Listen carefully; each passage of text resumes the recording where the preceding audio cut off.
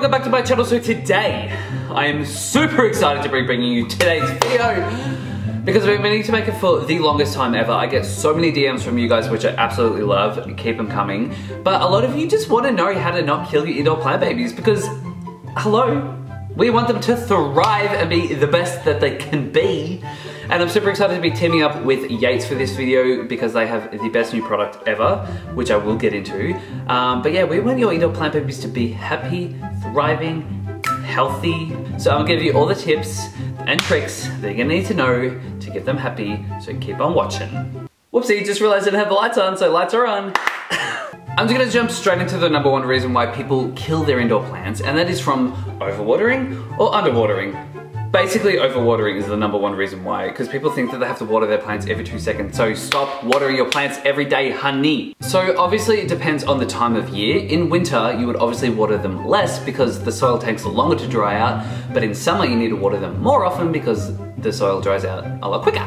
Now, the easiest way to check if your indoor plant does need a little bit of a drink is to stick your finger in the potting mix. If it's dry, needs a drink. If it's damp, doesn't need a drink. So the best way that I've found to water my indoor plants is I take them over to the sink, put them in the sink, let the water run through the potting mix, let them all drip dry, and then I put them back in the home. Now, I do want to say that I do this as a hobby. I am not a botanist, not professionally trained, but this is the best method that works for me, and I do it literally all the time, and I don't have any issues, but I just wanted to put that out there. Also keep in mind when you are shopping for pots for your indoor plants, make sure you're buying a pot that has a drainage hole at the bottom. This is super important because you don't want to put water in the plant for it to get a drink and then it's all sitting at the bottom, it gets root rot, and that ain't pretty. It's not cute. So this brings me on to my next step, which is probably one of the most important steps and which is one of the steps that most people completely skip, and that is liquid indoor plant food. Now the thought of this probably scares a lot of people, especially beginners, because how on earth are you supposed to do it? Because you have to go and buy those big, bulky, super stinky, because they're normally made of gross stuff. Measure it up because you have to do it in doses and it's completely confusing. When did I last do it? How much do I put in? Did I put too much in? This is also super important because your indoor plant is like me. They love to eat.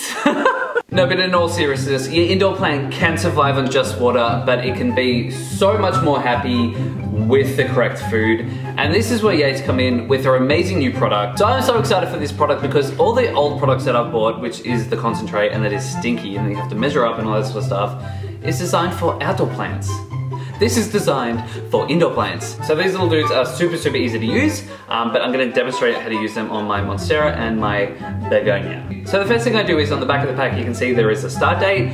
Now you write the start date because these little guys last 4 weeks and then you swap them out, put a new one in. So just in case you forget when you put it in, you can see on the back. So you need to water your plants before you use this product first. So yeah, I've just given my Monstera and my Begonia a bit of a drink. So I've watered these dudes now, I've let them drip dry because I don't want them making a mess on my bench. But what you're gonna wanna do now is snip the tip off the dripper. So as both of my pots are under 40 centimeters, I'm only using 1 dripper, but if you have a pot that is larger than 40 centimeters, you're gonna wanna use 2. So you're gonna wanna put the dripper at the edge of the pot, make sure you're not putting it right next to the plant stem. So one of the Yates Thrive indoor drippers does feed your indoor plant for 4 weeks, even if it does empty sooner.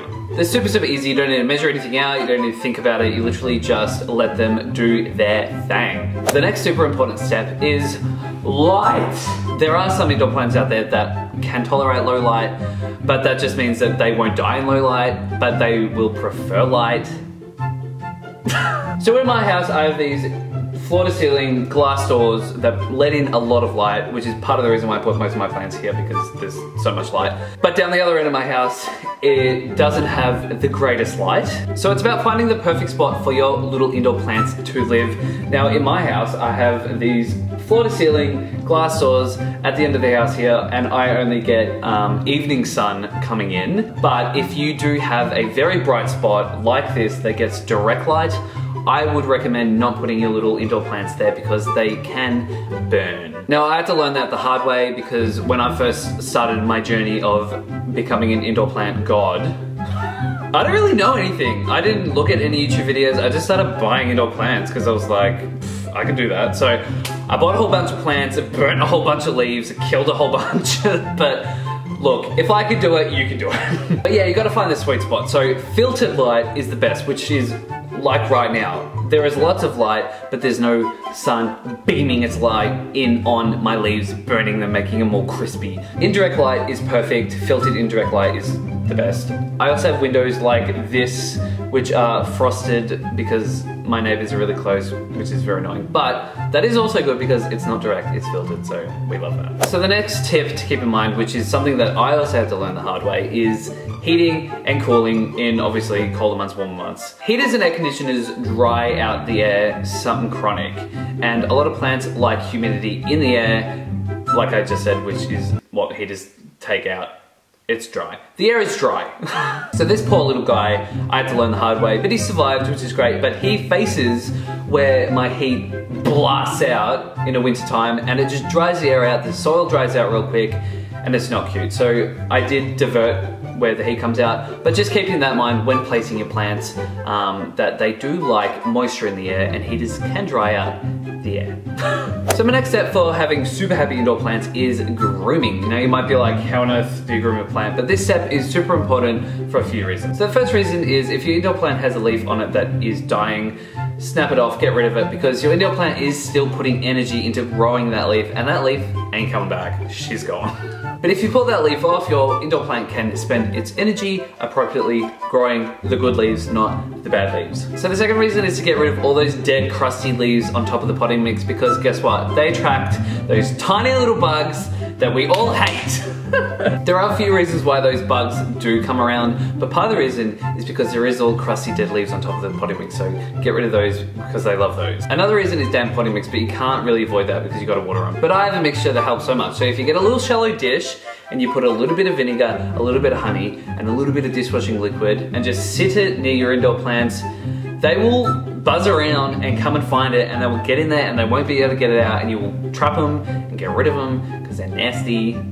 So my last step isn't necessary, but it's something that I love to do, and I reckon something that you could totally get into, and that is propagating. So propagating is super fun because you can literally just grow more indoor plants. You can double your quantities. So the easiest way to propagate is to look for nodes. So nodes are those little brown crispy bits that grow all down your indoor plants. If you cut just underneath that, chuck her in some water, she will grow some roots, and then you can put the roots in some potting mix, and then you've literally just made another indoor plant. Like, that is honestly the coolest thing ever. But yeah, I found these really cool wall vases that I've put some cuttings in, and I think they look awesome. So that's another way you can show your propagating skills. There are some indoor plants that you can propagate that don't have really obvious nodes like that, like Apilia, that you literally just cut the little stem and put that in water, and roots will grow out of it. But I would suggest just Googling it for a full list of things that you can and can't do with propagating. And you can also grow an avocado from propagating, which is like the best thing ever, as you guys probably already know because my Instagram and YouTube channel are always absolutely flooded with avocado content. But if you want to know how to grow an avocado, I have made a previous video about that, explaining the whole process. It's super easy, basically works every time, so you can also go check that one out too. So there are my tips for beginners on keeping your indoor plant babies super happy and healthy. If you do have any other questions, please feel free to comment down below or come and say hey on Instagram, send me a DM. More than happy to answer your questions. If you did enjoy this video, please give it one of these bad boys. And if you want to see more content from me, you can also subscribe. I'm not going to force you, but if you want to do it, like, you know, the button's right down there, so you might as well just press it. Also guys, if you do want to know any more information about the Yates Thrive liquid indoor plant food drippers, I will leave all the information in the description for you. But yeah, that's all from me guys. I hope you enjoyed, and I will see you in my next video. See ya.